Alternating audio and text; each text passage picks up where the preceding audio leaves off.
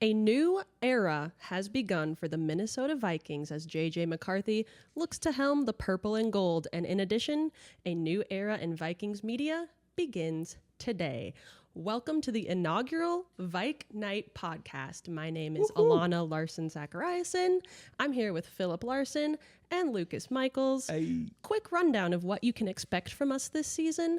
We'll be doing weekly rundowns and recaps, player news, opinionated segments, and even some fun, unique awards of our own. In addition to that, these guys have been known to wager on their beloved Vikings, and they'll be providing their bets to let everyone in on the action. With that, let's start with introductions.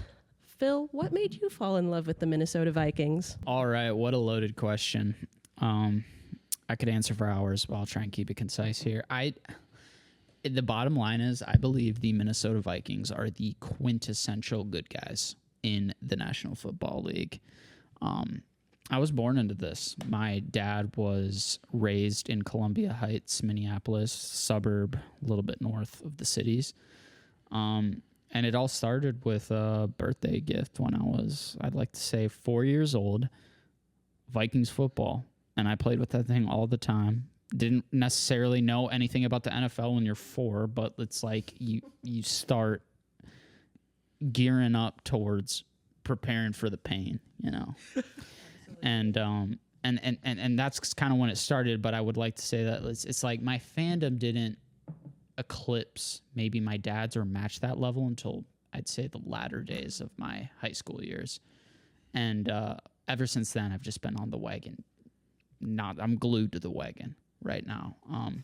If you had to ask me, I'd just say if I was going to be more clear about why I specifically love this team, it's the culture, the consistency, and how the team presents themselves, the players, the coaches. From decades, they have been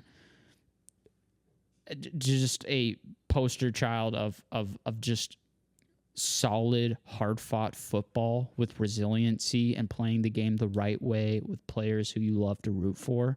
And it's hard not to fall in love with a team like that. And admittedly, they are a smaller market team. And that's why you're seeing, you know, these major media outlets and whatnot that are maybe not giving the team the time of day despite the success they're having. It is a smaller market team, so it's like they're kind of pushed aside for America's team, you know, the Cowboys or Patriots or, you know, Chiefs lately, exactly. But I believe this is about to change. I think we are on the cusp of a new era, as Alana said in our introduction here, and it's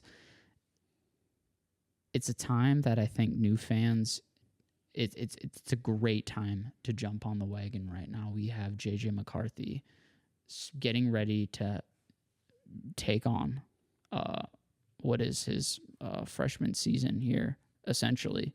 I mean, I would count him as a freshman quarterback, despite it being year 2 for him. In my opinion, if you're not stepping foot in the field in your first year, you're still a rookie.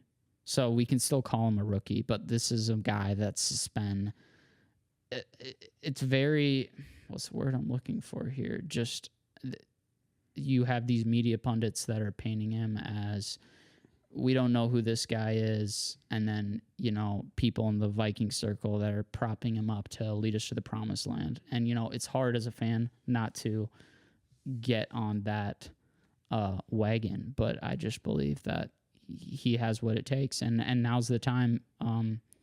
We haven't had a franchise quarterback since when, Lucas? Like, we've never had a franchise quarterback. Shout out Fran Tarkington, but he never got it done. 4 Super Bowls, never won. And, you know, let's go win a Super Bowl.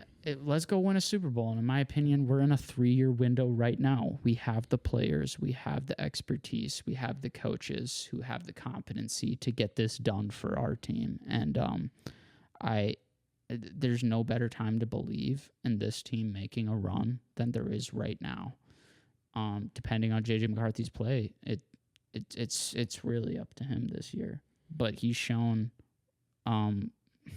just from the pressers, hearing this guy talk, you know, he just sounds like an intelligent guy. He sounds like some dude who has this cerebral knowledge about stuff and just the way he presents himself to the media when they're asking him questions, his answers that he's giving, and admit, you can't say, oh, the way he answers questions, he's going to be the guy that take us there, he's not played a full game yet. Got to do a lot more than answer questions. Got to do a lot more, but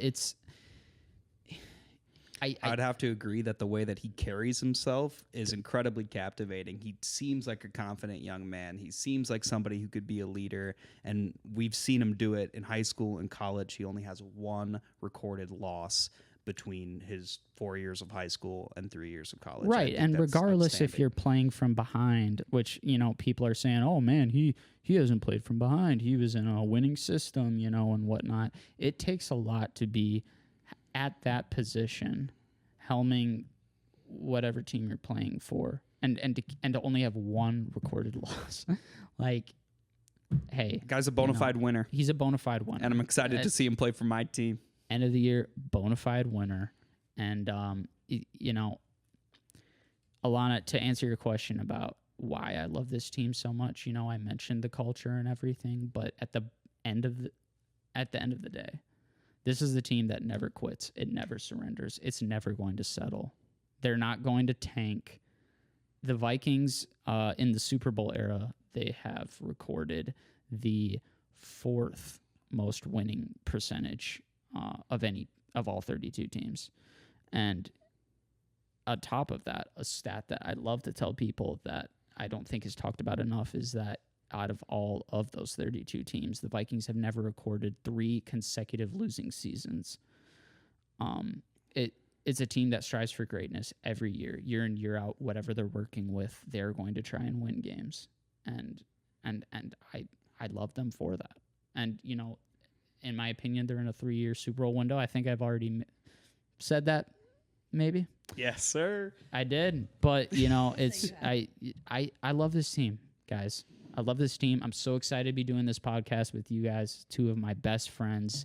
And, I'll keep blabbering. I'll let Lucas get in on this here. Hey, thanks, Phil. I'm unbelievably excited to be here with 2 of my favorite people on the planet talking about my favorite team. My first memories of becoming a Vikings fan started in the 2006 season. I was 10 years old. I had just become interested in football when I sat down to watch the Vikings play the Seahawks with my mom and my stepdad, Andy, who is a famous diehard Vikings fan. That was the game that Chester Taylor set the franchise record for the longest touchdown in franchise history at 95 yards. It was 95 yards of rumbling, bumbling, stumbling his way for 6. I was hooked. I watched every game with my mom and my stepdad. They brought me to my first game versus the Raiders in 2007. Dante Culpepper was the Raiders quarterback. Yes, and sir. Unfortunately, rookie Adrian Peterson missed his only game of his rookie year, that game that I went to go see. But Chester Taylor showed up and showed out for a over 200-yard rushing performance as the Vikings got it done over the Raiders in that game.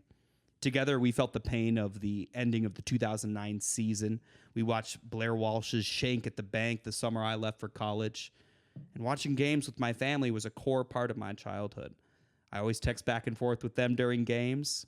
But in the most recent years, I watch almost every single game with these 2, Phil and Alana, and my fiancée, Valeska. Together, we've made new traditions and experienced so many memorable moments. Football Sundays would just not be the same without my Sunday crew. So passing it off to Alana. Alana, why do you love the Vikings? Well, first of all, let me tell you, I also look forward to our traditions. I love every time we get together. I look forward to it every single game day. I feel blessed to have found fellow Vikings fans who are about it as much as I am, and I've experienced both of what you guys have had to say in terms of victory and heartbreak. But for me, it's what I do. I've been a Minnesota sports fan for as long as I can remember, heavily influenced by my dad, who's a die-hard Minnesota fan, strong pride for our teams, better for worse. I just love the Vikings, and I always will. It's in my DNA. It's tied with pride from being from Minnesota and just the upper Midwest in general.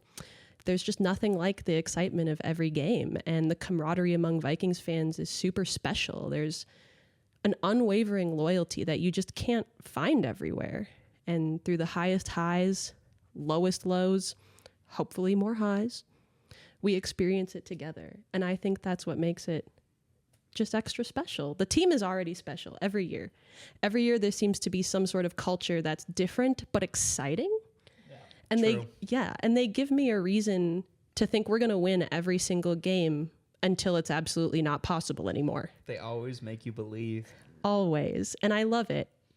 Win, lose, I love it. So with that, Lucas, give us a recap of last Saturday. Absolutely.